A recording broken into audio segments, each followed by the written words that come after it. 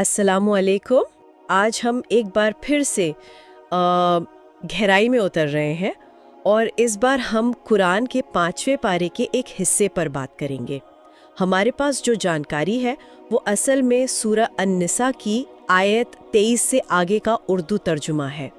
ये फ़तेह मोहम्मद जालंधरी साहब का किया हुआ है और हमें ट्रू इस्लाम नाम के यूट्यूब चैनल के एक वीडियो से मिला है। तो हमारा मकसद क्या है? मकसद है कि इस तफसील में जो ज़रूरी बातें हैं, समाज के लिए हिदायतें हैं या जो गहरी समझ वाली बातें हैं, उनको आसान हिंदी ज़बान में आप तक पहुंचाया जाए। जी हाँ। ये उन सब के लिए है जो इन तालीमात का निचोड़ मतलब उसका एसेंस समझना चाहते हैं।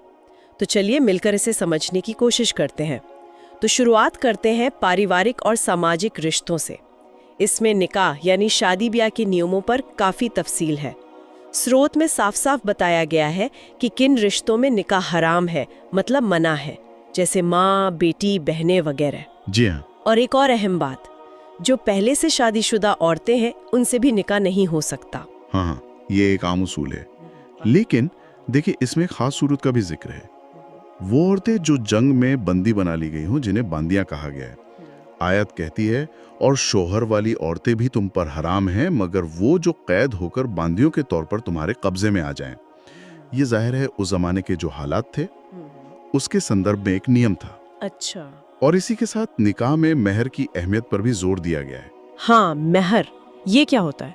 मेहर वो हक है जो शोहर की तरफ से बीवी को दिया जाता है।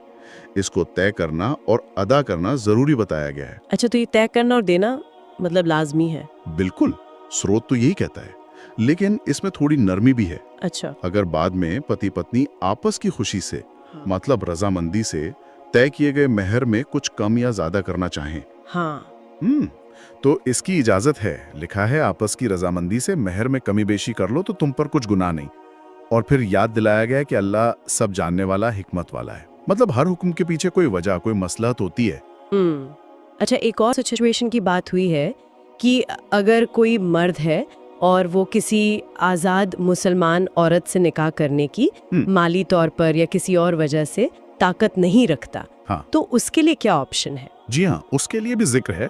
ऐसे मर्द के लिए कुछ शर्तों के साथ मुसलमान बांदियों यानी जो उस वक्त गुलाम औरतें थीं, उनसे निकाह करने की इजाजत का जिक्र मिलता है। शर्तें क्या हैं? शर्तें ये हैं कि पहली बात, उनके मालिकों की रजामंदी हो। दूसरा, उन्हें रिवाज के मुताबिक मेहर भी दिया जाए। और सबसे जरूरी शर्त कि वो औरतें पाक दामन हों, मतलब बदकिरदार ना हो, ना खुल्लम खुला, ना चोरी छिपे। अच्छा, पाक दामन होना